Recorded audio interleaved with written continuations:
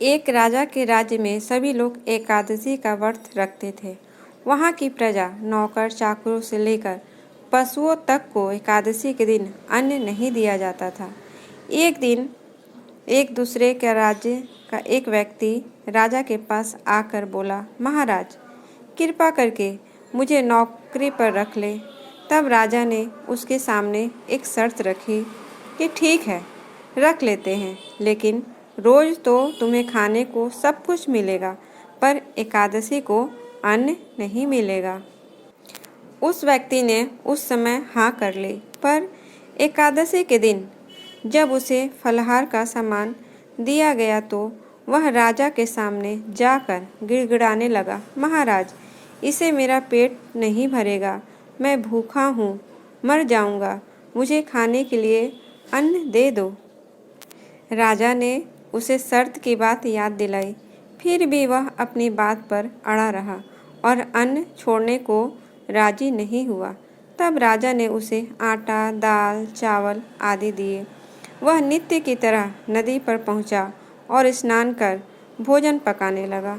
जब भोजन बन गया तो वह भगवान को बुलाने लगा, आओ भगवान, भोजन तैयार है। उसके बुलाने पर पीताम्बर धारण किए भगवान चतुर्भुज रूप में आ पहुँचे और प्रेम से उसके साथ भोजन करने लगे। भोजन आदि करके भगवान अंतर्ध्यान हो गए तथा वह अपने काम पर चला गया। 15 दिन के बाद अगली एकादशी को वह राजा से कहने लगा, महाराज, मुझे 2 गुना सामान दीजिए। उस दिन तो मैं भूखा ही रह गया। राजा ने कारण पूछा तो उसने बताया कि हमारे साथ भगवान भी खाते हैं, इसलिए हम दोनों के लिए ये सामान पूरा नहीं होता।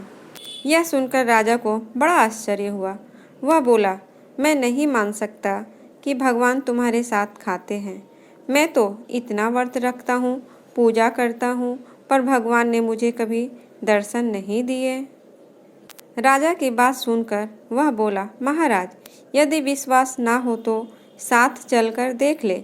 राजा एक पेड़ के पीछे छिपकर बैठ गया। उस व्यक्ति ने हर रोज की तरह भोजन बनाया और भगवान को शाम तक पुकारता रहा, फिर भी भगवान न आए। अंत में उसने कहा, हे भगवान, यदि आप नहीं आए तो मैं नदी में कूदकर प्राण त्याग दूंगा।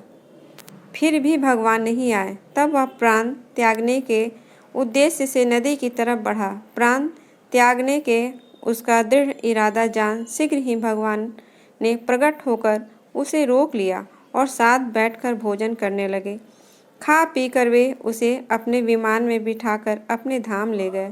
यह देख राजा ने सोचा कि व्रत उपवास से तब तक कोई फायदा नहीं होता जब तक मन शुद्ध न हो। इससे राजा को ज्ञान मिला। वह भी मन से व्रत उपवास करने लगा और अंत में स्वर्ग को प्राप्त हुआ। देव उठनी एकादशी की दूसरी व्रत कथा। एक समय भगवान नारायण से लक्ष्मी जी ने कहा, हे नाथ, अब आप दिन रात जागा करते हैं और सोते हैं तो लाखों करोड़ों वर्ष तक को सो जाते हैं। उस समय समस्त चराचर का नाश भी कर डालते हैं। अतः आप नियम से प्रतिवर्ष निद्रा लिया करें, इससे मुझे भी कुछ समय विश्राम करने का समय मिल जाएगा। लक्ष्मी जी की बात सुनकर नारायण मुस्कुराए और बोले, देवी, तुमने ठीक कहा है। मेरे जागने से सब देवों को और खासकर तुमको कष्ट होता है। तुम्हें मेरी सेवा से जरा भी अवकाश नहीं मिलता, इसलिए तुम्हारे कथनानुसार आज से मैं प्रतिवर्ष 4 मास वर्षा ऋतु में शयन किया करूँगा। उस समय तुमको और देवगणों को अवकाश होगा। मेरी यह निद्रा अल्प निद्रा और प्रलयकालीन महानिद्रा कहलाएगी। यह मेरी अल्प निद्रा मेरे भक्तों और परम मंगलकारी, उत्सप्रद तथा पुण्यवर्धक होगी। इस काल में मेरे जो भी भक्त मेरे शयन की भावना कर मेरी सेवा करेंगे और शयन और उत्पादन के उत्सव आनंद पूर्वक आयोजित करेंगे, उनके घर में तुम्हारे सहित निवास करूँगा। एक नगर में एक राजा था। उसके राज्य में सभी लोग बहुत सुखी थे। उस नगर में एकादशी को कोई भी अन्न नहीं बेचता और ना ही कोई अन्न पकाता था। सभी फलाहार करते थे। एक बार भगवान ने राजा की परीक्षा लेनी चाहिए। भगवान ने एक सुंदरी का रूप धारण किया तथा सड़क पर बैठ गए। तभी राजा इधर से निकला और सुंदरी को देख चकित रह गया। उसने पूछा, हे सुंदरी, तुम कौन हो और इस तरह यहाँ क्यों बैठी हो? तब सुंदर स्त्री ने बने भगवान बोले, मैं निराश्रिता हूँ। नगर में मेरा कोई जाना पहचाना नहीं है। किससे सहायता मांगी? राजा उसके रूप पर मोहित हो गया। वह बोला, तुम मेरे महल में चलकर मेरी रानी बनकर रहो। सुंदरी बोली, मैं तुम्हारी बात मानूंगी, पर तुम्हें राज्य का अधिकार मुझे सौंपना होगा। राज्य पर मेरा पूर्ण अधिकार होगा। मैं जो भी बनाऊंगी तुम्हें खाना होगा। राजा उसके रूप पर मोहित था, अतः उसकी सभी शर्तें स्वीकार कर ली। अगले दिन एकादशी थी। रानी ने हुक्म दिया कि बाजारों में अन्य दिनों की तरह अन्न बेचा जाए। उसने घर में मांस, मछली आदि पकवाए और परोसकर राजा से खाने के लिए कहा। यह देखकर राजा बोला, रानी, आज एकादशी है, मैं तो केवल फलाहार ही करूँगा। तब रानी ने शर्त की याद दिलाई और बोली, या तो खाना खाओ, नहीं तो मैं बड़े राजकुमार का सिर काट दूंगी। राजा ने अपनी स्थिति बड़ी रानी से कही तो बड़ी रानी बोली, महाराज, धर्म ना छोड़े, बड़े राजकुमार का सिर दे दे।